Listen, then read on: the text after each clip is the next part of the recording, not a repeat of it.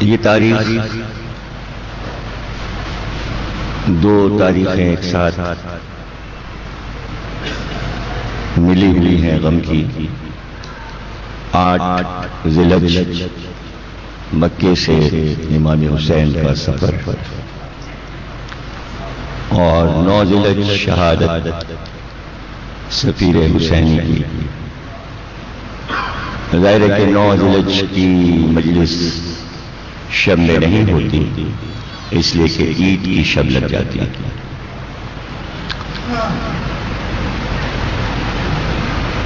دن کی مجلس میں نے اسی لیے رکھی کہ یوم شہادت کا دن ایسا نہ ہو کہ لوگ انجانے میں پورا دن گزار دیں اور بے کس و مظلوم کے غم کو ہم عیدوں کی خوشیوں میں بھول جائیں.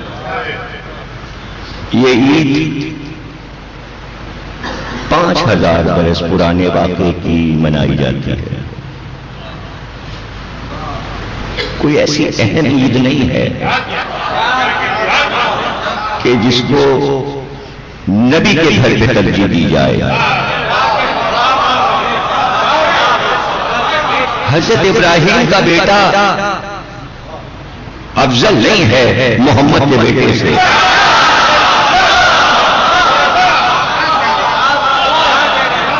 جب تک مسلمانوں کے یہ عقل نہیں آئے گی برباد رہیں گے، ویران رہیں گے، اجڑے ہوئے رہیں گے، عاجز و پریشان رہیں گے. ساری آسائشوں کے باوجود بھی پرسکون نہیں ہے مسلمان، اور اس کی وجہ ہے صراط مستقیم کو چھوڑ دینا، صراط مستقیم سے ہٹ جانا. جتنی تاکید اس کام کے لیے پیغمبر نے کی ہے، اہل بیت کی محبت، اسلام کے کسی رکن پر اتنا نہیں بولے، نہیں کی ہے تاکید. کسی چیز کا نام لے لو، کہا سب چیزوں کے لیے، لیکن زندگی کے ہر لمحے میں اصرار صرف اہل بیت کے لیے، صرف علی کی. لکھنا پڑا ڈاکٹر نذیر احمد کو کہ جس چیز پہ سب سے زیادہ اصرار تھا اسی پر دشمنی کے لیے آمادہ ہو. تو انہیں بڑی حیرت ہے اس بات. وہ کہتے ہیں اتنے مظالم کہ مظالم کی حد نہیں، اس اصرار پہ کہ محبت کرنا تو مظالم بڑھا دی. تو وہ کہتے ہیں اگر رسول یہ کہہ جاتے کہ میرے بعد انہیں بہت پریشان کرنا، انہیں قتل کر دینا، انہیں برباد کر دینا، تو اس وقت اتنا ظلم نہ ہوتا کہ محبت کے تقاضے پہ اتنا ظلم ہوتا. محبت کے تقاضے پہ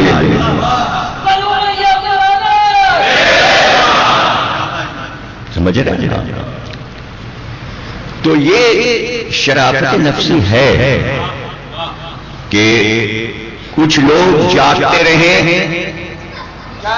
اور ان تاریخوں کو یاد کرتے رہیں، ان ہستیوں کا ذکر کرتے رہیں. ضروری نہیں ہے کہ پوری اکثریت ٹوٹ پڑے، کوئی ضروری نہیں. اس کی وجہ یہ کہ قرآن بار بار یہ کہتا ہے کہ اللہ اکثریت کو پسند نہیں کرتا. اللہ کو اکثریت پسند نہیں، اللہ کو اقلیت پسند.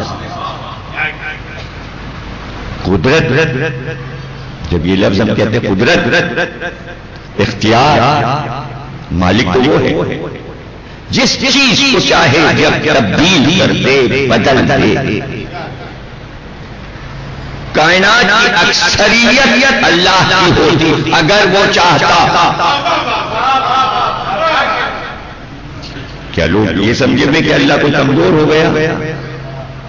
نمرود و شداد و حامان و فرعون کی طرف اگر اکثریت چلی گئی تو اللہ کیا مجبور ہو گیا؟ یہی تو سمجھنے کی بات ہے. وہ سب کو کنورٹ کر سکتا ہے اپنی قدرت سے، ایک سیکنڈ میں غرق کر سکتا ہے سب کو، جہنم میں بھیج سکتا ہے اور اپنی اکثریت دکھا سکتا ہے، اور انسانوں کو فنا بھی کر دے تو پوری دنیا کو اپنے ملائکہ سے بھر سکتا ہے، انسانی شکل میں نئی مخلوق پیدا کر سکتا ہے۔ قرآن میں بار بار کہتا ہے جب چاہو نئی مخلوق لے آؤ، تم کیا ہے، تم کیا ہو، تم کیا ہو۔ ان سارے اختیارات کے باوجود اتنا اقلیت پسند ہے کہ اسلام کا آغاز دو آدمیوں سے کر رہا ہے، محمد اور علی۔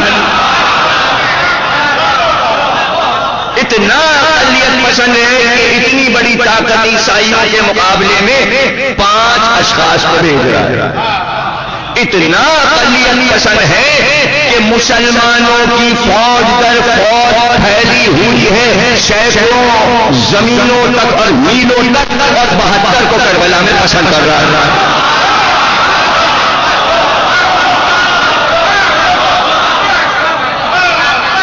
پھر میں لفظ بول رہا ہوں، قدرت، اس کی قدرت کیا، اس کی قدرت اس کے اختیار میں نہیں تھا کہ امام حسین کی 5 کروڑ کی فوج بنا دیتا۔ ارے تھا اس کے اختیار، نہیں ہے اکثریت پسند۔ حق کے راستے پر 5 آدمی پسند ہیں، 5 آدمی پسند ہیں، تو 5 کتنے مشکل ہیں، 2 کتنے مشکل ہیں، 72 کتنے مشکل ہیں کہ نتھار کے لاتا ہے تو نتھری ہوئی اقلیت پسند ہے۔ تو مجلس حسین کی مجلس حسین کی کہ ہر تاریخ کون یاد رکھ رہا ہے، 5 کو یاد ہے، اللہ کو پسند ہے، 10 کو پسند ہے بہت اچھا ہے، 100 کو پسند ہے بہت اچھا ہے، 200 آ گئے اچھا، لیکن مجلس تو 2 آدمیوں سے بھی ہو جاتی ہے، مجلس تو اکیلے بھی ہو جاتی ہے۔ تو ہم ان بکروں کے اور گائے اور بچڑے کے چکر میں اتنی بڑی شہادت کو بھلا دیں۔ بنی اسرائیل بچڑے پوج رہے تھے، ہندو گائے کی پوجا کرتا تھا، یہ مسلمان کو کیا ہو گیا؟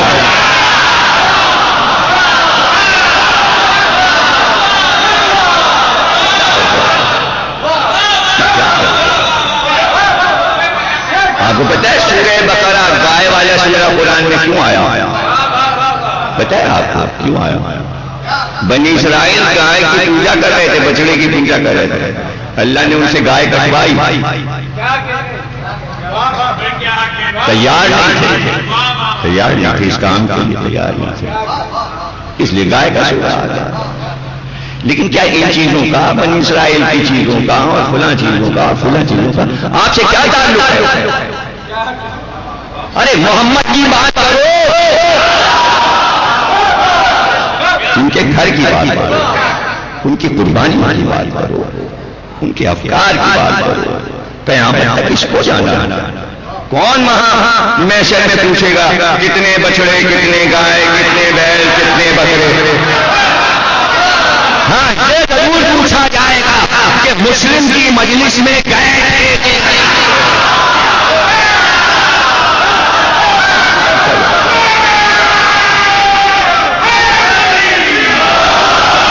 یہ پوچھا جائے گا۔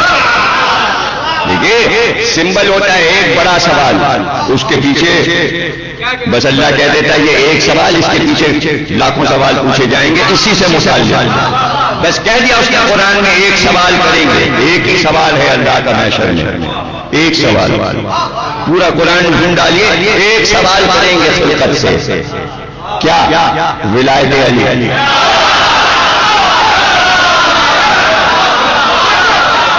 اب وہاں اللہ یہ نہیں پوچھے گا اذان میں تشہد میں ولایت علی، جہاں جہاں اس کا موقع ہے کہا تھا۔ ذرا یہ تو سوچو کہ اللہ اپنے بارے میں نہیں پوچھ رہا، توحید 1,40,000 انبیاء سوال کریں گے ولایت علی، تو معرفت ہی نہیں سمجھے کہ کیوں یہ سوال کیا جائے گا، اس کی اہمیت کیا ہے ولایت علی؟ آپ اسی میں الجھے ہوئے، پڑھیں کہ نہ پڑھیں، پڑھیں کہ نہ پڑھیں۔ پورے رمضان ذاکروں نے پڑھا، بلاتے ہیں جی پڑھو تو شوش میں عید آئی تو ظاہر عید پہ تو قبضہ مقصرین کا ہے۔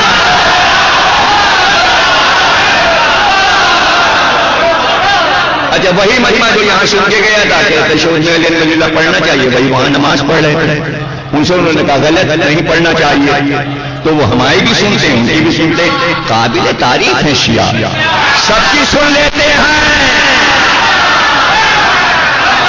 بھائی، سب کی سن لیتے ہیں، ٹھیک ہے ضمیر رکھ کر کہتے پڑھ لو، فرقان حیدر عابدی صاحب کہتے تھے پڑھ لو، اور وہ فلاں صاحب کہہ رہے نہ پڑھو، تو بھائی نہ ہم ان کو ٹوکتے ہیں نہ ان کو ٹوکتے ہیں، جو آپ کا دل چاہے کریے، جو آپ کا دل چاہے کریں، تو سب کی سن لیتے ہیں، اور چونکہ دو کان ہیں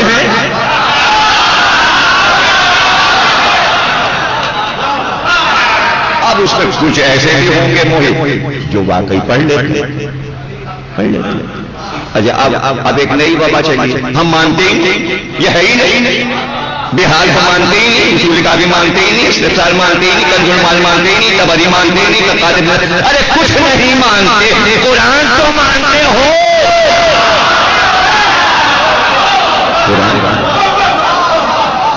قرآن تو مانتے ہو، کسی کتاب میں ہو یا نہ ہو ہمیں نہیں معلوم، قرآن کا حکم ہے تشہد میں علی ولی اللہ پڑھو، قرآن میں ہے شہادتیں، اور عربی کے قاعدے کے متعلق آپ کو پتا ہے کہ 3 تک جمع ہے شہادتہ، تو اس میں جو شہادتیں 3 شہادتیں چھپاتے ہیں اللہ ان سے لعنت کرتا ہے، اس سے بھی لعنت کرتے ہیں۔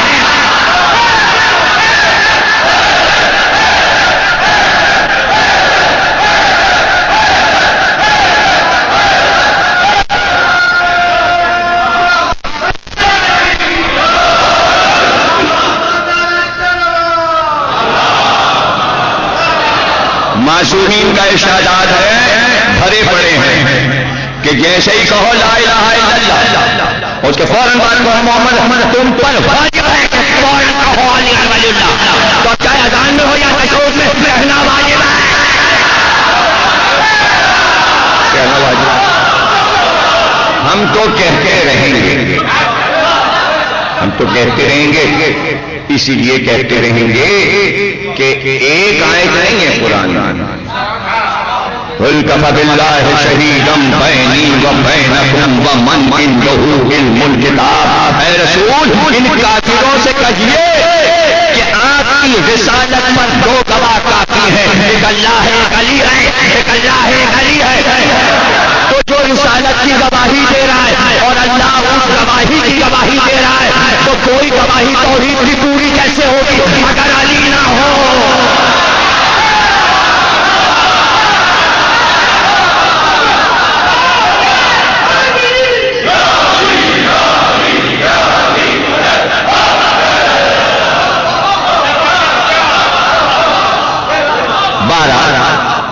ایک سما ہے یہ ہمارے لیے کہ شیعہ کہتے ہیں یہ نہ کہو، یہ بڑا لطف ہے ہمارے لیے،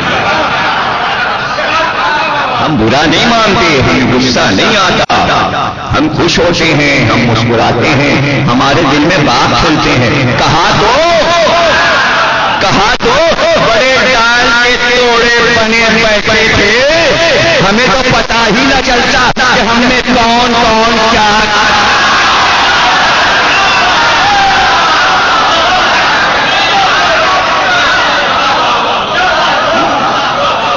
دشمن، دیکھیے ایسا دشمن جو سخت ترین دشمن ہو، جس سے آپ محبت کرتے ہیں، جسے آپ رہنما مانتے ہیں، اس کو اگر سمجھنا ہے تو کٹر دشمن سے پوچھیے، کٹر دشمن سے پوچھیے، دشمن کہہ رہا ہے کوفے میں بیٹھ حسین کبھی یہی بیعت نہیں کریں گے،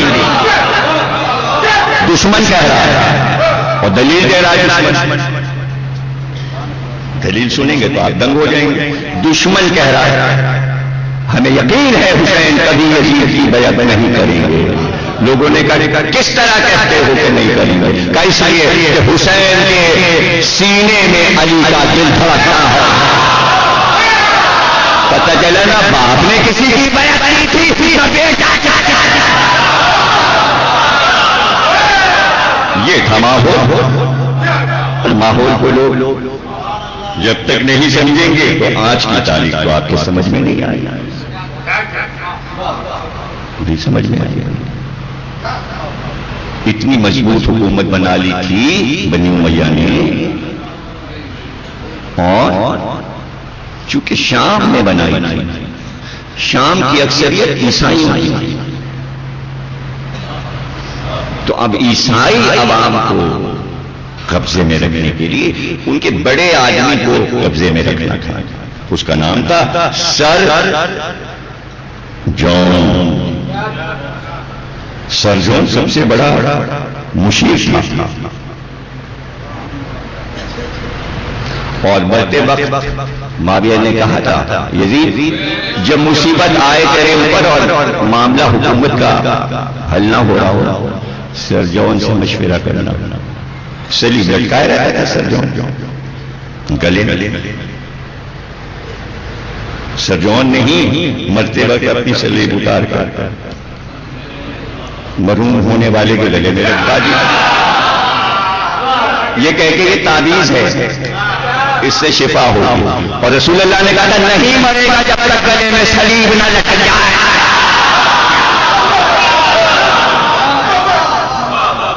ہر تاریخ میں یہ رسول اللہ کا بیان موجود. سلیب لٹکی اور مرا. اب ظاہر مصیبت تو آئی نا، کیا اطلاع آئی کہ حسین سفر میں ہیں اور اپنے چچا دار بھائی مسلم بن عقیل کو روانہ کیا ہے کوفے کی طرف. نعمان بن بشیر وہاں کا گورنر ہے. بلایا اس نے سر جون کو اور کہا کہ اب کیا ہوگا؟ ابو طالب کا پوتا، عقیل کا بیٹا کوفے پہنچ گئے، اب کیا ہوگا؟ پورا علاقہ نکل جائے گا. سوجن نے کہا کہ اگر تیرا باپ زندہ ہو کے تیرے سامنے آئے اور وہ کچھ کہے تو مانے گا؟ کہا بالکل مانوں گا. جیب سے پرچہ نکالا، کہا یہ تیرے باپ نے تحریر لکھی تھی کہ اگر کوفے میں کچھ گڑبڑ ہو تو فوراً عبید اللہ ابن زیاد کو گورنر مقرر کرنا، سب معاملات ٹھیک ہو جائیں گے. خوش ہو تحریر کو پڑھ کے خوش ہو گیا. اس وقت ابن زیاد بصرے کا گورنر فوراً خط لکھا بصرے سے نکل، بصرے کی گورنری بھی تیرے پاس اور کوفے کی بھی تیرے پاس. وہی تقریر کی اس نے کہا میں اپنے بھائی کو قائم مقام بنا رہا ہوں بصرے میں اور میں کوفے جا رہا ہوں، دونوں گورنریاں میرے پاس ہیں، اور جس نے میرے بھائی کے خلاف آواز اٹھائی اس کے گھر کو تباہ و برباد کر دوں گا اور عورتوں کو قیدی بنا. دھمکی دے کے بصرے سے نکلا اور چالاکی کی، چالاکی مکاری عیاری، یہ تو سب چونکہ شیطان حلول کر جاتا تھا. دشمنان اہل بیت میں شیطان حلول کرتا تھا، پورا مجسم اتر جاتا تھا. آپ تو یہ سنتے نا شیطان نے فلاں کو بہکا دیا، یعنی قریب سے گزر گیا. یہاں اسے بڑا کام باریک کرنا پڑتا تھا تو اندر اتر کے کام کرتا، خوب مضبوط بنا تو حلول کیا ہوا شیطان. تو وہ لباس پہنا جو بنی ہاشم پہنتے تھے، کالا امامہ، کالی اباد، پٹکا اور اماری میں بیٹھا ہوں. اور ظاہر شکل تو بس جو لکھی اتنا بدصورت تھا، اتنا بدصورت لکھا ہوا، اتنا بدحیت کہ تاریخ نے لکھا ہے کہ شکل دیکھ کے گھن آتی.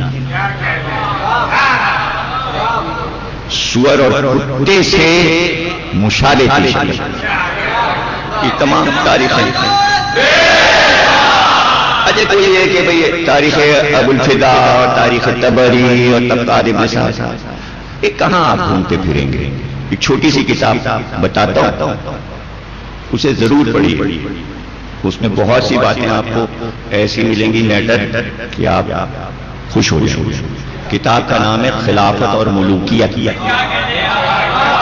مصنف ہیں مولانا ابو الاعلی مودودی، امیر جماعت اسلامی. جو کچھ پڑھ رہا ہوں یہ میں خلافت اور ملوکیت سے پڑھ رہا ہوں، ایک ایک لفظ. اور یہ پورا چیپٹر انٹرنیٹ پہ پڑا ہوا ہے خلافت اور ملوکیت کا. کمپیوٹر کھولیے اور پڑھ لیجیے. یہ ہے موجود، کتاب بھی ہے، لے آئیے بازار سے پڑھ لیجیے. وہ دھجیاں اڑائی ہیں مولانا مودودی نے ابن زیاد کی اور اس کے بعد زیاد کی. کیا آپ کتاب پڑھ کے پورا شجرہ لکھا ہے مولانا مودودی نے خلافت اور ملوکیت کیا، باپ اور بیٹے دونوں کا. اب یہ نہ ہو کہ مولانا کی کتاب پڑھ کے آپ یہ کہہ دیجیے یہ فحش باتیں مولانا لکھتے تھے.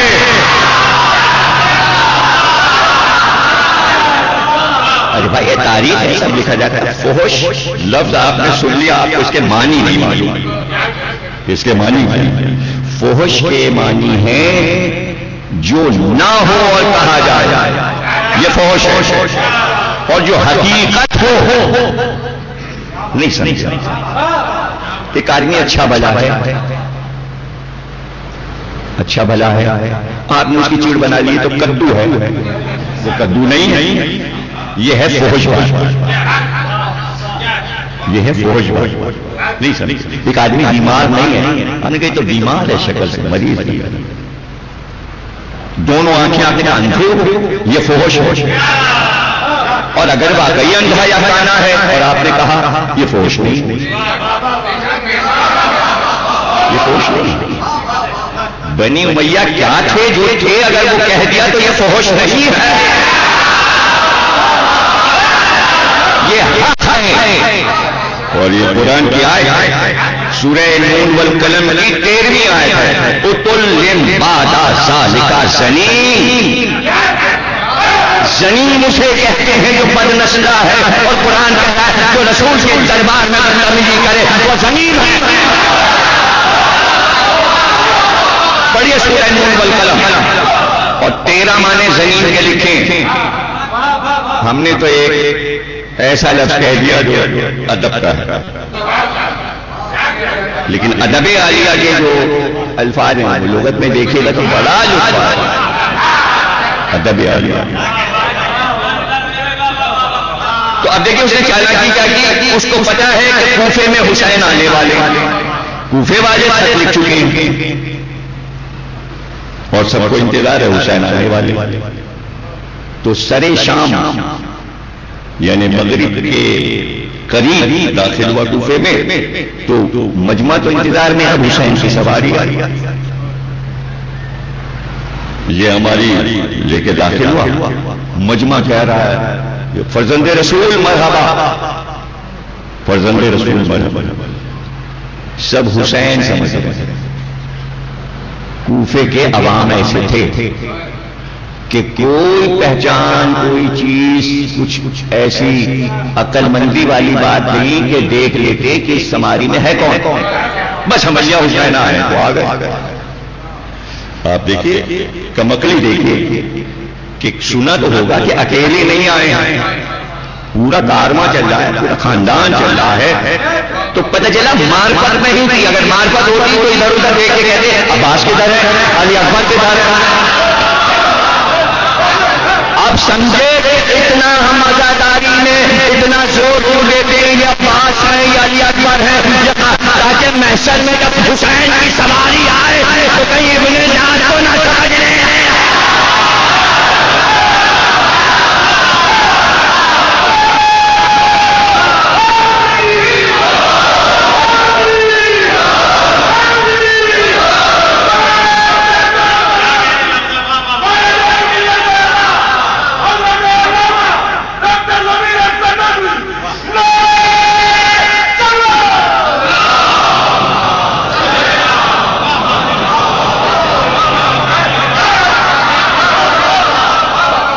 دارالامارہ کے پاس پہنچتا وہاں سے نعمان بن بشیر جا کے کہتا ہے فرزند رسول دارالامارہ میں گھسنے کی کوشش مت کیجیے. آپ یہاں سے واپس جائیں دارالعمارہ کا دروازہ نہیں کھلے گا. اور وہ جو 40,000 کا مجمع پیچھے اس کے آ رہا تھا فرزند رسول معاذ اللہ سمجھ کے، اب کیا کریں؟ ابن زاج نے ہماری سے اپنے منہ سے نقاب ہٹائی اور کہا میں ہوں. تو پھر اس نے پہچانا کہ یہ تو عبید اللہ ابن زاج ہے. اب کیا کریں؟ جلدی سے دروازہ کھولا اور اندر ہی گھس گیا. تو مجمع نے کہا لعنت، یہ تو عبید اللہ ابن زیاد، ہم سمجھتے تھے حسین ابن علی. ایسے احمد کوفے والے آپ برا نہیں مانیں گے، پکی بات کیجیے تو ایک بات کہوں گا، آپ شامل نہیں ہوں گے اس میں، یہ میں وعدہ کرتا ہوں. کراچی اور کوفہ 61 ہجری کا ایک ہی ہے.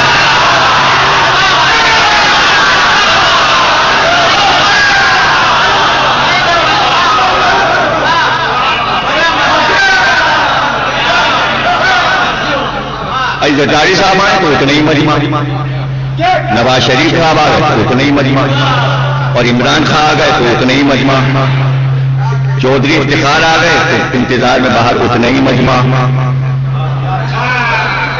یہ ہے کیا؟ یہ ہے کیا؟ یہ معاملہ کیا ہے؟ یہ سمجھ سے باہر ہے. تو کیا کوفے میں سب شیعہ رہتے ہیں؟ اب جملہ تو سن لیجیے، کراچی میں کیا سب شیعہ رہتے ہیں؟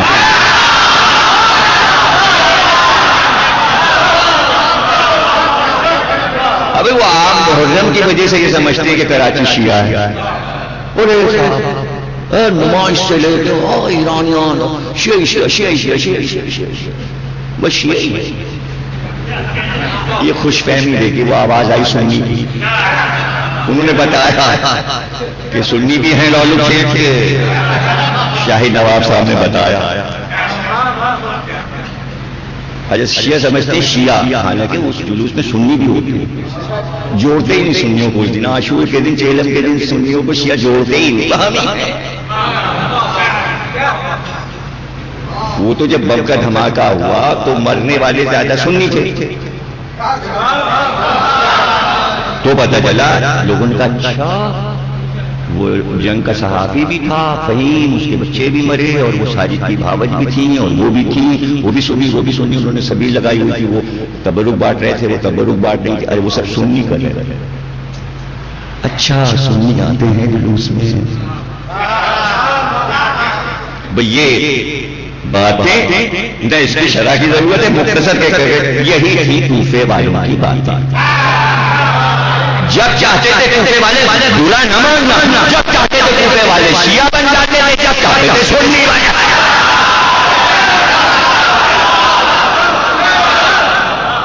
یہ ہے مسئلہ کوفے کا.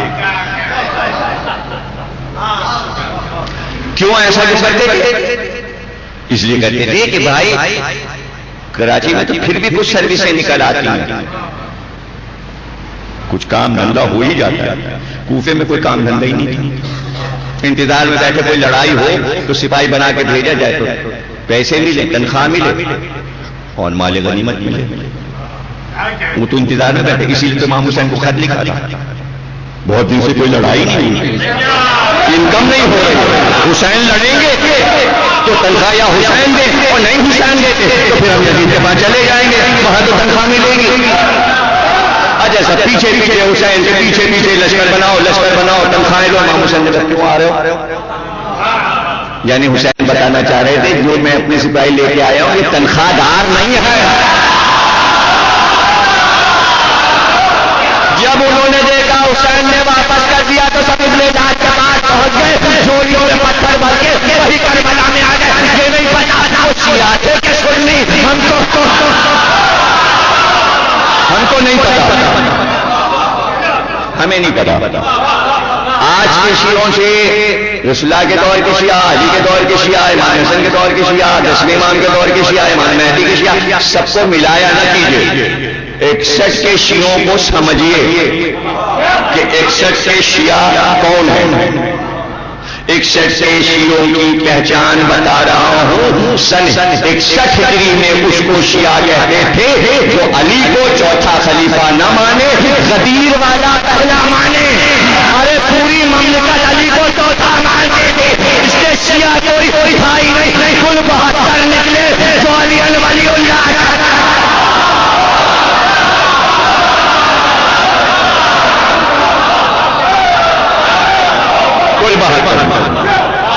اور اس 72 میں ایک مسلم بھی ہیں، ایک مسلم بھی ہیں، اور خانہ کعبہ سے چلتے چلتے لڑائی کی صورت تو کعبے میں پیدا کر دی گئی، خانہ کعبہ میں ابھی حج پورا نہیں ہوا، حج کا دن 9 ذی الحج ہے، اور فرزند رسول 8 ذی الحج کو دعائے عرفہ پڑھ کے نکل رہے ہیں، اور عرفات میں پہنچ گئے، لوگ حیران، فرزند رسول کیوں جا رہے ہیں حج کو چھوڑ کہ تمہیں نہیں پتا یہاں اس سال حاجی نہیں آیا، سپاہی آئے ہیں، یہ احرام نہیں بندھے ہوئے، احرام کے نیچے تلواریں چھوڑی، تلواریں چھوڑی، اور بس جب ہم طواف کرنے لگیں گے تو چاروں طرف سے تلواریں نکلیں گی، ہائے، اور جب تلواریں نکلیں گی تو ہمارے خون کے چھینٹے کعبے کی دیوار پہ جائیں گے،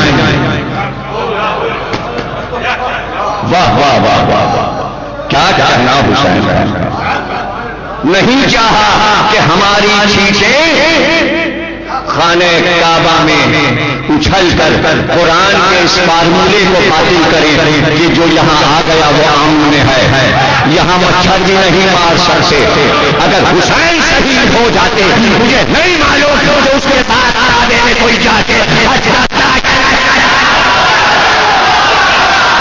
مجھے نہیں پتا،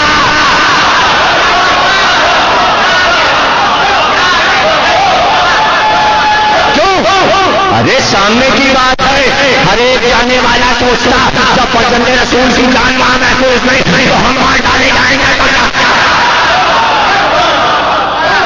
جائے ہم قرار دیا حسین نے 8 ذی الحج کو کعبے کو، اور سب کو لے کر عرفات کے میدان میں آ گئے، احرام باندھے ہوئے، ہاتھ اٹھے حسین سے اور پوری دعائیں پڑھی، اور پیچھے عباس و علی اکبر اور محمد قاسم آمین کہتے جاتے، کیا ہے دعائیں خالص توحید، کیا ہے اللہ کی ہم حسین سنا رہے تھے، اور جب سوار ہو رہے تھے گھوڑے پہ بیٹھ رہے تھے آج کو تو صرف اتنا کا معبود مجبوراً تیرے گھر سے جا رہا ہوں بغیر طواف کیے، آواز آئی غیب سے، اے میرے حسین، جملہ سنیے جو حدیثوں میں لکھا گیا، اے میرے حسین، شہید کا رتبہ حاجی سے بلند، اگر حسین حج چھوڑ کے نہ جاتے شہادت دینے تو پھر یہ حدیث بھی نہیں، پتہ چلا شہید کا رتبہ اس لیے بلند ہے کہ اس کو بچانے جا رہا ہے، اس سے بچانے جا رہا ہے، اب آپ خبرہ جاتے ہیں کہ جس چیز کو بچانا ہے اسے چھوڑ کر کیسے بچایا جاتا ہے، تو اتنی جلدی دلیل دے رہا ہوں کہ شب ہجرت میں رسول کعبے کو چھوڑ کے گئے بچانے کے لیے، کوئی نانا یا نماشا،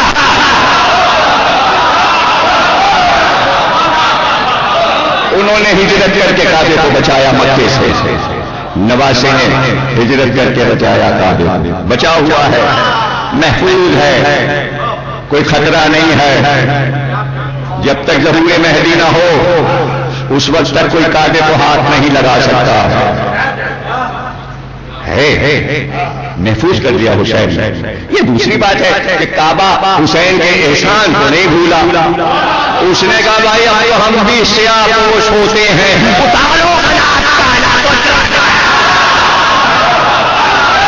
ہم سوگوار ہو رہے ہیں، اس لیے کہ فرزند رسول حج کیے بغیر چلے گئے، آج تک سوگوار، اور جو باہر نکلے تو گورنر مکہ کا حکم تھا لشکر کو کہ گھیر لو حسین کو، جانے نہ پائیں، تیز نکلے حدود حرم سے، کہاں آپ جنوں کو پائیں گے، میں تو بہت تیز جا رہا ہوں، کتنی بابا کریں گے آپ اور کہاں سے کریں گے، میں خود ہی پہلے بابا کر لیتا ہوں پھر جملہ کہتا ہوں، اندر بابا کہہ لیتا ہوں پھر جملہ کہہ دیتا ہوں، میں سنی نہیں رہا ہوں کہ آپ کیا کہہ رہے ہیں اور کیا سن رہے ہیں۔ حسین جلدی حدود حرم سے نکلے، اس لیے کہ پتہ تھا لشکر آ رہا ہے اور حملہ کرے گا، اور حملہ ہوا، لشکر حسین سے حملہ ہوا، بیویاں ساتھ، بچے ساتھ، راستہ روکا گیا، ہم نہیں جانے دیں گے۔ حسین نے عباس کو اشارہ کیا، عباس کیا مطلب ہے یہاں پر عباس؟ آگے کچھ نہیں کرنا، یعنی حدود حرم ہے، تلوار نہیں نکلے گی، تلوار نہیں نکلے گی. اور اشارہ اس بات کی دلیل ہے کہ سب سمجھ گئے، تو سب نے ہاتھوں میں تازیانے لے لیے، کوڑے لے لیے، اب سب کے ہاتھ میں کوڑے، اور اس طرح کوڑے چلائے فضا میں کہ گھوڑے الٹ گئے، گھوڑے الٹ گئے. حسین نے کہا کون راستہ روکے گا؟ جاؤ گورنر سے کہہ دو نبی کا نواسا جا رہا ہے کعبہ چھوڑ. اور وہ قافلہ جا رہا تھا اور یہ حسرت سے دیکھ رہے تھے کہ حکم یزید پر ہم عمل نہ کر سکے. نکل گیا قافلہ، بڑھتا گیا بڑھتا گیا، اور پھر وہ منزل آئی مسلم یہ خطائیں ہیں، 4000 یہ ہیں، 4000 یہ ہیں، تم جاؤ یہ خط میں لکھ رہا ہوں، میں اپنے معتمد کو بھیج رہا ہوں، میں اپنے بھائی کو بھیج رہا ہوں، اس کے ہاتھ پر تم نے اگر بیعت ہے تو میرے ہاتھ پر بیعت ہے. یہ اللہ کا صالح بندہ ہے،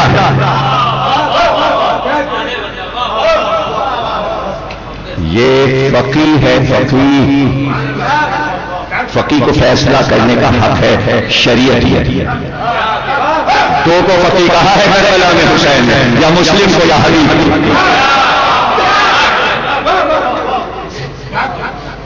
ہے مرد فقیہ حضرت حبیب بن مذاہب کے حق میں لکھا. چلے مسلم، 2 بچے ساتھ، زوجہ سے رخصت ہوئے، 2 بچے زوجہ کے ساتھ، محمد اور ابراہیم کو خود لے کے بیٹے ساتھ آگے بڑھے تھے کہ ایک منزل سے واپس ہوئے. حسین نے کہا مسلم واپس کیوں آئے؟ کہ ایسا دل کہتا ہے کہ اب آپ کی شکل نہ دیکھیں. حسین آنسو بہا کے کہتے ہیں ہاں مجھے بھی ایسا لگتا ہے میں اب تمہیں دیکھتی ہوں، بس جاؤ مسلم اب مڑ کے نہ دینا، اللہ کی راہ میں جاؤ. کوفے پہنچ گئے، مختار ثقفی کے گھر پہ قیام کیا، اور مولا علی اور رسول اللہ کے جتنے پرانے اصحاب تھے سب آ گئے. پہلی ہی نماز کے بعد مسجد کوفہ میں 40,000 کوفیوں نے مسلم کے ہاتھ پر بیعت کی. اور اب مختار کے گھر سے ہانی کے گھر میں مسلم آ گئے. اور ایسے ابن زیادہ آ گیا کوفے میں، اپنے غلام موکل کو کہا 6,000 درہم کی رشوت دے کر کہ شیعہ بن کے گھوم کوفے میں، اور پتہ لگا وہاں اس زمانے میں شیعہ سے مراد علی والا بن کے گھوم، اور پتہ لگا مسلم کہاں ہے، سب کچھ پتہ لگا کہ آ گیا، سب کچھ پتہ لگا. اب چونکہ ہانی بن مروا تو اب زیارت ان کا نام خصوصی طور پہ پڑھتے ہیں، اور جب حضرت مسلم کے روضے سے آپ نکلتے ہیں تو دروازے سے نکلیے اور سامنے ہانی کا 10 قدم کا فاصلہ ہے، ہانی اور جناب مسلم، اور دونوں کے روضے مسجد کوفہ سے دیوار سے دیوار جڑی ہوئی، اور اس کے پیچھے مسجد کوفہ کے دارالعمارہ ہے، ابن زیاد کا جو محل تھا جو کھنڈر ہو چکا ہے.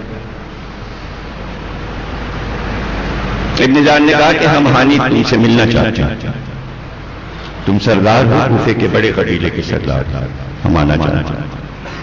ہانی نے حضرت مسلم سے کہا یہ موقع بہت اچھا ہے، وہ آ رہا ہے، آپ حجرے میں بیٹھیے، اور جب میں اپنے سر سے امامہ اتار کے رکھوں تو آپ نکلیے گا، اور نکل کے قتل کر دیجیے گا. ابن زیاد آیا، بات چیت ہوئی، انہوں نے امامہ اتار کر، لیکن حضرت مسلم باہر نہیں آئی. جب ابن زیاد چلا گیا تو ہانی نے کہا آپ نے ایسا کیوں نہیں کیا؟ کہ تمہیں نہیں پتا حدیث رسول سب کو نہیں یاد رہتی، گھر والوں کو یاد رہتی. حدیث رسول ہے کہ مومن کا کام نہیں ہے کہ دشمن کو دھوکے سے قتل کرے، وہ بے خبر بغیر مقابلے کے ہم لوگ کسی کو قتل نہیں کرتے جب تک وہ مقابل نہ آ جائے. میں پیچھے سے آ کے باہر نہیں کر سکتا، میں اقیم کا یہ کروں. یہ وہ باریکیاں ہیں جہاں پر آپ لوگ میں سے بعض لوگ یہ کر دیتے تو یہ ہو جاتا تو یہ کیوں نہ کیا، یہ سوال اٹھتے ہیں. تو جہاں پر یہ سوال اٹھا کریں فوراً جواب خود ہی دے لیا کیجیے کہ ایسا انہوں نے اس لیے نہیں کیا ہوگا کہ حکم الہی یہاں پر یہ نہیں ہوگا. یہ ہر زندگی کی سانس میں تابع تھے حکم الہی اور حکم رسول کے.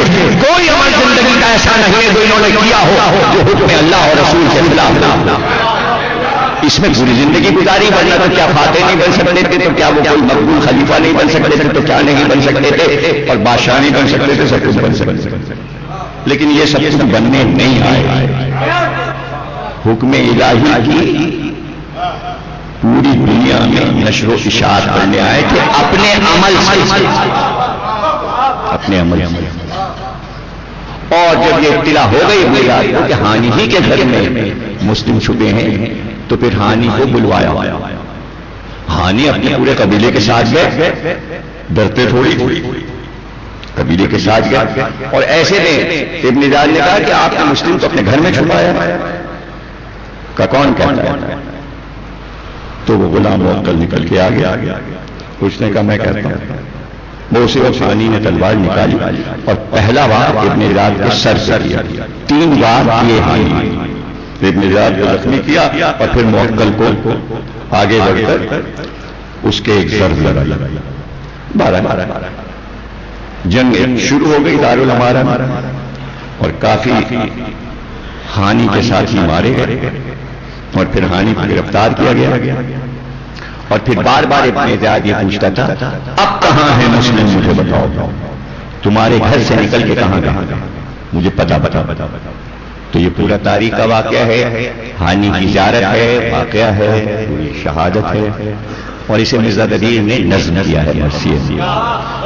اور یہاں پر جو جواب دیا ہے ہانی نے ابن زیاد کو کہ دشمن کو مسلم کا پتہ بنا، اور اس کے بعد جو مصرع چھٹا مصرع بن کر دیا ہے وہ پڑھتا ہوں، جو ہر سال پڑھتا ہوں کہ ہانی نے ابن زیاد سے کہا مر جانا کے بیٹے تجھے مر جانا ہے، مر جانا کے بیٹے تجھے مر جانا. ایک مصرے میں پورا شجرہ ابن زیاد کا بتا دیا مرزا دبیر نے. مختار نامے میں تفصیل سے پڑھتا ہوں، جب مختار نامہ پڑھوں گا تو شرح بھی کر دوں گا. آج تو شہزادے کی مجلس سے آگے نکل جاؤں. ہانی کا سر کاٹ کے ابن زیاد نے دارالامارہ سے باہر پھینک دیا تاکہ دہشت پھیل جائے. دہشت پھیل گئی کوفے میں، اس لیے کہ اتنے بڑے سردار کا سر کاٹ لیا. اب ظاہر ہے کہ مسلم جہاں بھی جائیں گے انہیں پتا ہے کہ جس طرح ہانی مارے گئے میں کسی جگہ بھی قیام کروں گا تو اس کی بھی موت لکھی ہے. اس لیے مسلم نے کوفے کی گلیوں میں چلنا شروع کیا. چلتے جاتے ہیں، کبھی اس گلی میں کبھی اس گلی میں، کبھی چلتے چلتے باب قلعہ محلے میں پہنچتے ہیں اور اس شارع پہ چلے جا رہے ہیں اور کوفے میں سناٹا ہے، ہر گھر کا دروازہ بند ہے، ایک شخص بھی شارع پہ نہیں دکھائی دے رہا، گلی میں باہر کوئی نہیں. سائیں شہر کر رہا ہے. باب قلعہ کا وہ راستہ جا کے ایک جگہ بند ہو جاتا تھا، آگے راستہ ہی خالی. پھر وہاں سے واپس ہوئے. اب جو واپس ہوئے تو یہ دیکھا کہ پورا شہر سائیں کر رہا ہے، لیکن ایک عورت اپنے گھر کے دروازے کے باہر کھڑی ہے، اور کبھی وہ اندر جاتی ہے اور پھر باہر آتی ہے اور پھر اشارہ پہ کھڑی ہوتی، کبھی مڑ کے ادھر دیکھتی، کبھی مڑ کے ادھر. وہیں جا کے بیٹھ گئے باہر اس کے مکان کے چبوترے پر پیر لگا کے بیٹھ گئے. کچھ دیر تک تو اس عورت نے دیکھا اور پھر کہ یہاں کیوں بیٹھا ہے، مسافر ہے؟ کہاں مسافر ہے، مسافر. تاریخ نے اس عورت کا نام توآ لکھا، توئے واو عین مد والی ہے توآ. اور یہ اشس کی بیوی اور اشس کی دوسری بیوی. پہلی بیوی سے جو بیٹے ہیں ان کے نام ہیں محمد ابن اشس، قیس ابن اشس، عبداللہ ابن اشس، اور اس سے جو بیٹا ہے اس کا نام ہے بلال ابن اشس. اور بلال دارالامارہ میں ملازم ہے، ابن زیاد کا ملازم، مطلب جو بھی آئے گورنر ہو کے اس کا ملازم۔ کہا تو کس کا انتظار کر رہا؟ میں اپنے بیٹے کا انتظار کر رہا ہوں، بہت دیر ہو گئی، پورا شہر سائیں سائیں کر رہا ہے اور حالات شہر کے صحیح نہیں، میرا بیٹا اب تک دارالامارہ سے واپس نہیں آیا، اس کا انتظار کر، لیکن تم یہاں کیوں بیٹھے ہو؟ کہاں میں مسافر ہوں، یہاں میرا کوئی گھر نہیں، میرا کوئی گھر نہیں۔ کہ تجھے پتا ہے زمانہ کتنا پرآشوب ہے، مسلم کو ڈھونڈا جا رہا ہے، تو اس طرح یہاں بیٹھے گا تو میرے گھر کو خطرہ ہے، اس لیے یہاں سے اٹھ جا۔ کہ اٹھ جاؤں گا لیکن تھوڑا سا پانی پلا دے، صبح سے میں نے پانی نہیں پیا، میں صبح سے پیاسا۔ کہ کوئی عزیز رشتے دار کا سب ہے، میرے بھائی بھی ہیں، میری بہنیں بھی ہیں، بچے بھی ہیں، بیوی بھی ہے، گھر گھر سب کچھ ہے، پر یہاں کچھ نہیں ہے، یہاں جہاں مسافر وہ گئی جلدی سے اور جا کے ایک کوزے میں پانی بھر کے لے آئی۔ مسلم نے پانی پیا اور ایک آہ کی اور آسمان کو دیکھو، اس نے کہا پانی تم نے پی لیا، اب اٹھ جا، اب یہاں سے جا۔ کہ کہاں جاؤں، کہاں جاؤں؟ جب یاس و حسرت اس نے دیکھا تو توآ نے کہا کہیں تم مسلم کے ساتھ تو نہیں آیا تھا، مسلم کا ساتھی تو نہیں ہے؟ تو تاریخ میں سر جھکا کے کہا میں ہی تو مسلم ہوں،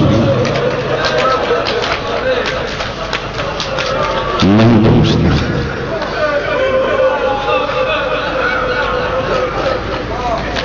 ایک بار بھاگ کر گھر میں گئی، اندر جا کے ایک حجرے کا دروازہ کھولا، بستر بچھایا، اس پہ تکیا رکھا، قریب میں ٹھنڈا پانی رکھا، مصلی رکھا اور بھاگتی ہوئے آئی۔ کہ شہزادے میں نے سب انتظام کر دیا، آئی شیخ لائی، آپ مسلم ہیں؟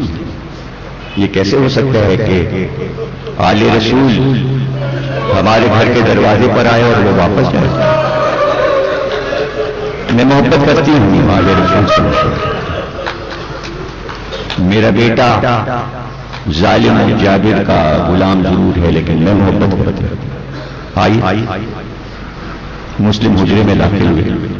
اب یہاں سے سارا توآ کا بیان ہے، حدیثیں ہیں، اقوال ہیں کہ جیسے ہی ایک خالی حجرے میں توآ لے گئی مسلم کو، کہتے ہیں اس وقت جناب فاطمہ کی آواز آئی کہ ہم نے جنت میں ایک بہت خوبصورت حجرہ تیرے نام بخش دیا ہے، تو نے میرے لال کو جگہ دی ہے اپنے گھر میں۔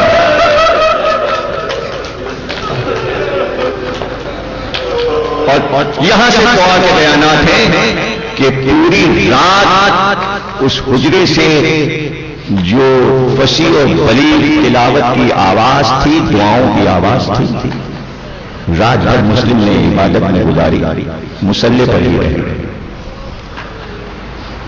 اور رات کو جب بلال آیا تھا اور اس نے حجرے میں روشنی دیکھی اور ماں سے پوچھا کون ہے؟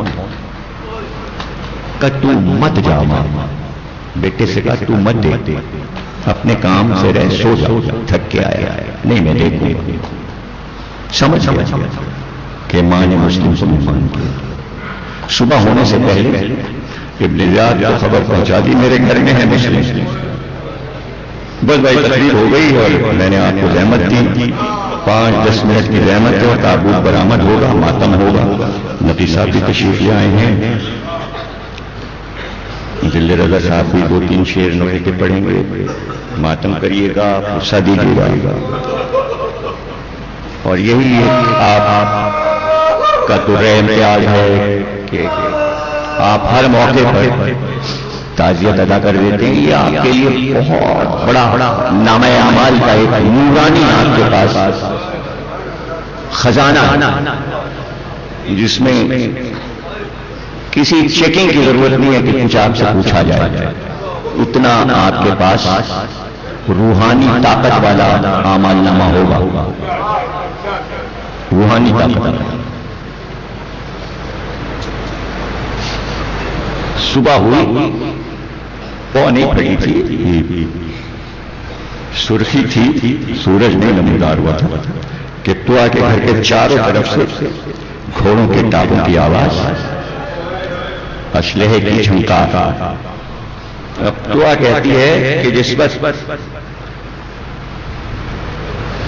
گھوڑوں کے ٹاپوں کی آواز آئی تو اس وقت میں اس شہزادے کا چہرہ دیکھ رہی تھی کہ جس پہ سرخی چھا رہی تھی،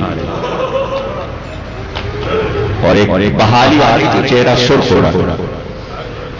اور پھر وہ کہتی ہے کہ جو شان میں نے دیکھی ہے اس وقت کہ رات کو عبادت کے لیے مسلم سب چیزیں اتار چکے تھے، زرہ پہنے تھے، جوشنین پہنے تھے، کمر میں تلوار تھی، کمر میں پٹکا تھا، پشت پہ سپر تھی، سب کھول کے رکھ گئے تھے۔ وہ کہتی ہے پہلی بار میں نے کسی ہاشمی جوان کو سپاہی پھر سے بنتے دیکھا، اور جیسے جیسے زرہ بختر پہن کر، جوشنین پہن کر اب جو سپاہی نے کمر میں تلوار لگائی تو وہ کہتی ہے میں مسلم کی شجاعت دیکھتی رہ گئی کہ چاروں طرف سے گھر گھر گیا ہے، لشکر آ گیا ہے، محمد ابن اشعث آ چکا ہے 500 سپاہی لے کر، اور مسلم ہے کہ تیار تو کہتی ہے میں شہزادے کی کمر سے لپٹ گئی، اور میں نے کہا شہزادے میں تنہا آپ کو نہیں جانے دوں گی، 500 کا لشکر ہے اور آپ تنہا، بس آپ میرے گھر میں رہیے، میں آپ کی سپر بن جاؤں گا۔ تو میں شریعت محمدی پر عامل ہوں، ایک ہاشمی کے ہوتے ہوئے کسی عورت کے گھر میں نامحرم گھسائیں، مسلم سے یہ برداشت ہے۔ اس سے پہلے کہ کوئی سپاہی تیرے گھر میں ابن زیاد داخل ہو، مسلم باہر ہوگا تاکہ تیرا گھر محفوظ رہے، تیری چاردیواری محفوظ رہے، تیرے سر کی چادر محفوظ رہے۔ مسلم تم پر سلام، تم پر سلام، شریعت محمدی کو بچانے نکلے ہی ہو تم لوگ، تمہارے یہ بیانات منشور ہیں اسلام کے، اور تو کہتی ہے بار باہر پیدل تھے اور چاروں طرف سے تیروں کی بارش ہوئی، تلوار لے کر سپاہی بڑھے، کہتے ہیں میں نہ بھولوں گی کہ کس شجاعت کے ساتھ جیسے شیر اپنے شکار کرتا ہے، مسلم کو تلوار لے کر چلے تو جنگ ہوتی جاتی تھی، لشکر پیچھے لگتا جاتا تھا، مسلم آگے بڑھتے جاتے تھے، میں مسلم کے پیچھے پیچھے لڑائی دیکھتے ہوئی آگے بڑھتی جاتی تھی، اور میں نے دیکھا کہ چند لمحوں میں لشکر ختم ہو گیا اور مسلم لڑا رہے تھے، 500 سپاہی گلیوں میں کاٹتے تھے، مسلم فوراً اشعث کے بیٹے نے اپنے یاد کا پرچہ لکھا، لشکر اور بھیج کا 2 گھنٹے ہو گئے، 500 سپاہی بھیجے تھے، ایک آدمی تجھ سے گرفتار نہیں ہو رہا ہے، گرفتار کر کے لیا تاکہ میں اس کو یزید کے پاس روانہ کروں، کہ تجھے نہیں پتا لڑائی ہاشمی زبان سے ہے، محمد کے گھرانے والے سے لڑائی ہے، اکیلا ہے تو کیا ہوا، شیر ہے وہ، اشجاع ہے وہ، 500 سپاہی پھر آیا، تازہ دم سپاہی، پھر لڑائی شروع ہوئی، مسلم نے سب کو کاٹ کر پھینک دیا، اب 1000 ہو گئے جو مسلم کی ٹیک سے ڈٹ گئے، اس نے پھر پرچہ لکھا کہ لشکر جلدی بھیج ورنہ کوفے کا نقشہ بدل جائے گا، مسلم دارالامارہ تک آ جائیں گے اور پھر بعد میں مجھے پتا چلے گا کیا ہوا۔ تو اب ابن زیاد نے ڈانٹ کر لکھا اور کہلوایا کہ ایک آدمی سے، جملہ سنیے گا ابن زیاد کا، ایک آدمی سے تو فتح نہیں پا رہا، 1000 آدمی جا چکے، اگر اس سے بڑے بہادر کے پاس بھیجوں گا تو تیرا کیا حال ہے؟ تاریخ میں بریکٹ میں لکھا ابن زیاد کا مقصد تھا کہ جب حسین سے مقابل بھیجوں گا تو تیرا کیا حال ہوگا؟ ابھی تو مسلم سے لڑ اور حسین سے لڑنے بھیج دیا تو پھر کتنے لشکر چلک کرے گا؟ یہ ہے جملہ ابن زیاد۔ لیکن اب انتظام سب تھا، اب لوگ چھتوں پہ چڑھ گئے، اور وہاں سے آگ کے گولے بنا بنا کے پھینکتے، گولوں میں مٹی کا تیل ڈالتے، اس میں آگ لگا کے پورا گولا مسلم کی طرف پھینکتے، چاروں طرف سے پتھر مارتے، نوکیلے بڑے بڑے پتھر چاروں طرف سے مارتے، کئی منزلوں پہ چھتوں پہ لگے ہوئے وہاں سے مار رہے تھے، نیچے لشکر تھا، لیکن جب مسلم نے دیکھا کہ مقابل لشکر بھی آ رہا ہے، لشکر بھی آ رہا ہے اور اوپر سے بھی حملہ ہو رہا ہے، تو تاریخ نے لکھا، پلی جی کا تاریخ طبری مقتل ابی مخنف، اور اگر بہت لیٹسٹ ابھی جلدی ہو دیکھنے کا حوالہ تو ابھی بنٹے رسالہ آیا رضوان ریاضی کا، اس میں عابد قنبری مولانا نے مضمون لکھا ہے حضرت مسلم پہ، تیسرے صفحے پہ لکھا ہوا ہے یہ جملہ جو میں پڑھ رہا ہوں، اور وہ مقتل ابی مخنف کا جملہ ہے کہ سپاہی کو کمر سے پکڑ کے پٹکے سے گھوڑے سے اٹھاتے اور اٹھا کے ایک ہاتھ سے 2 منزل پر پھینکتے، اور جب وہ اوپر جاتا تو 5 کو لے کے جاتا تھا۔ یہ ہے تاریخ، اور یہ ایک مقتل نے نہیں لکھا، 45 مقاتل نے لکھا ہے کہ اس طرح لڑا۔ تو اب جب ابن زیاد کو بھاگ کر لوگ بتاتے تھے اور جب فوج طلب کی جاتی تو جملہ کہتا تھا کہ بس ہو گئی لڑائی، دن ڈھل رہا ہے، لے کے آ مسلم کو۔ تو اشعث کے بیٹے نے جملہ لکھا، کیا کوفے کے کسی سبزی فروش بنیے بغاش ہے لڑنے کو بھیجا ہے؟ یہ علی کا بھتیجا ہے، ابو طالب کا پوتا ہے، یہ شیروں کا شیر ہے، یہ بہت بہادر ہے، بہت بہادر۔ آپ کو پتا ہے کہ بہادری کی دلیل میرے پاس نہیں ہے کہ آج 1400 سال کے بعد میں مسلم کی بہادری کی دلیل اپنے بچوں کو سناؤں، بس یہ سمجھ لیجیے کہ حضرت علی نے 2.5 لاکھ کے لشکر کو 3 حصوں میں بانٹا تھا، ایک میمنہ تھا، ایک میسرہ تھا، ایک قلب لشکر تھا۔ میسرے تو امام حسن اور امام حسین تھے، لیکن میمنے پر حضرت مسلم تھے۔ قلب لشکر میں محمد حنفیہ تھے، لیکن میمنے پر مسلم ابن عقیل تھے۔ اتنا اعتماد تھا مسلم کی شجاعت مولا علی۔ تو کتنے ہیں بہادر مسلم کہ حدیثوں میں ہے کہ عقیل کو دیکھ کر رسول اللہ کی آنکھ میں آنسو آ جاتے تھے اور کہتے تھے عقیل تم سے محبت جو ہے نا مجھے وہ 2 وجہ سے، ایک تو اس لیے کہ ابو طالب تم سے بہت محبت کرتے تھے، اور دوسری وجہ تم سے محبت کی ہے کہ تمہارا بیٹا کربلا میں 61 ہجری میں میرے حسین کی مدد کرے، میرے حسین کا ناصر۔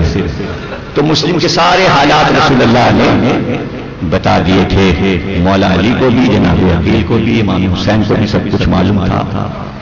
اور پھر وہ سازشی ذہن یہاں تک آئے کہ ایک گڑھا کھودا جائے اور اس پہ خس و خاشاک جھاڑیاں ڈال دی جائیں، ایسا لگے کہ راستہ ہے، اور اس طرف لڑتے ہوئے سپاہی بڑھتے جائیں، جب گڑھے کے قریب پہنچے 2 حصوں میں بٹ جائیں، اور مسلم جب آگے بڑھیں تو وہاں گڑھے میں گر جائیں۔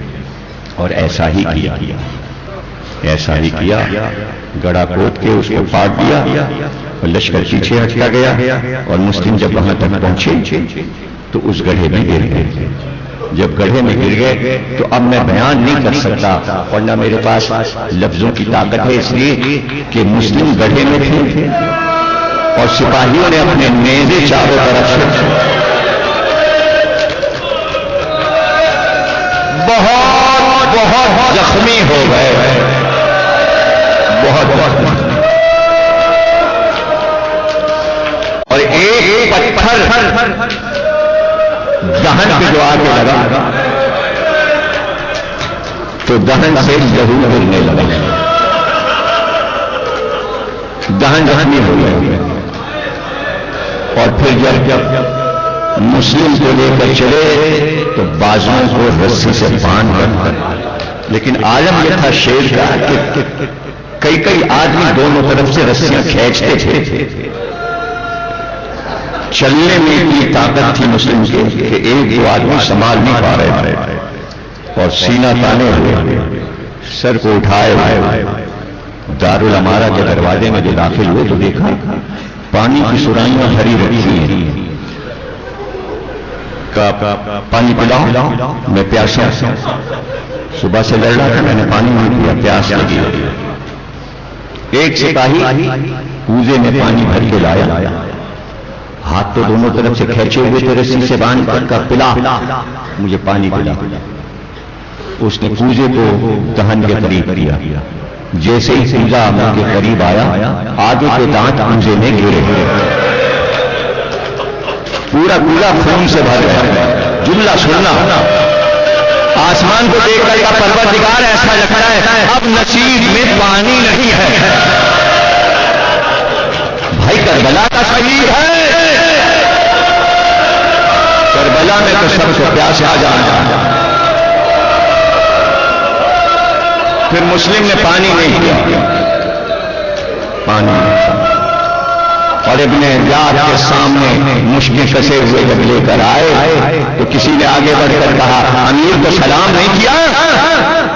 کیا کہتا ہے یہ ملعون ہے، میرا امیر حسین، میرا امیر حسین ہے، میں اس کو سلام۔ مسلم تمہیں خبر نہیں، میں قتل کر دوں گا۔ کہاں قتل کر گئے مجھے معلوم ہے، لیکن اس ذلیل دربار میں کوئی قریشی ہے کہ نہیں؟ کوئی ہے قریشی کہ نہیں؟ عمر سعد آگے بڑھا کہ میں ہوں قریشی، قبیلہ بنی جوہرہ۔ کہ اگر قریشی ہے تو جانتا ہے یہ قریشی وصیت ضرور پوری کرتے ہیں مرنے والے۔ کہ بولو کیا ہے کا وصیت؟ صرف اتنی ہے، صرف اتنی۔ کوفے میں قرضدار ہو گیا تھا، میرے مرنے کے بعد یہ جو میں زرہ پہنے ہوں بہت قیمتی ہے، یہ میرے چچا مولا علی نے مجھے دی، یہ رسول خدا کی زرہ ہے، اسے بیچنا اور اس سے میرا قرض ادا کر دینا۔ اور دوسری وصیت یہ ہے کہ حسین کہیں بھی راستے میں ہو فوراً انہیں خط لکھ دے کہ اب کوفے کی طرف نہ آنا، اور پھر ایک جملہ لکھایا اور کہا کہ یہ لکھ لے کہ حسین سے جانے والا یہ کہہ دے کہ کوفے کی طرف نہ آنا، اور اگر آنا ہی ہے تو بہن زینب نہ رہا۔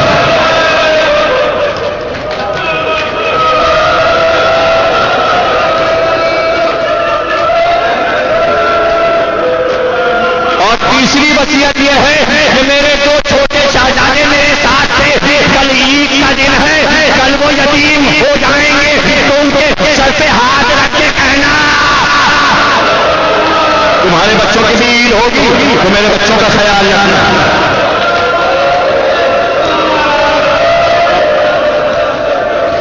اب دونوں بچوں کی شہادت میں صبح کی مجلس میں 11 بجے پڑھوں گا، اور ہر سال دن کی ہی مجلس میں شہزادوں کی شہادت پڑھتا ہوں۔ اس وقت تقریر ختم ہو گئی اور تابوت برآمد ہوگا۔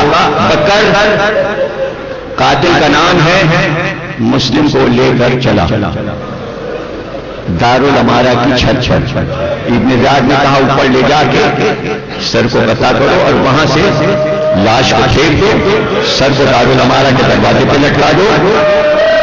شیر کی طرح زینے طے کرتے ہوئے مسلم اوپر پہنچے اور ایک بار مسلم سے گرا دیا گیا۔ اللہ، اب میں کیا پڑھوں بھائی، میں کیا پڑھوں؟ آپ یہ منظر تو پرسوں دیکھیں گے نا کہ کس طرح قربانی کو گرایا جاتا ہے۔ ارے خنجر پھیرنے کے لیے یہ منظر تمہارے لیے تماشا ہے، کیسے مسلم کو گرایا گیا گھٹنوں کے بعد،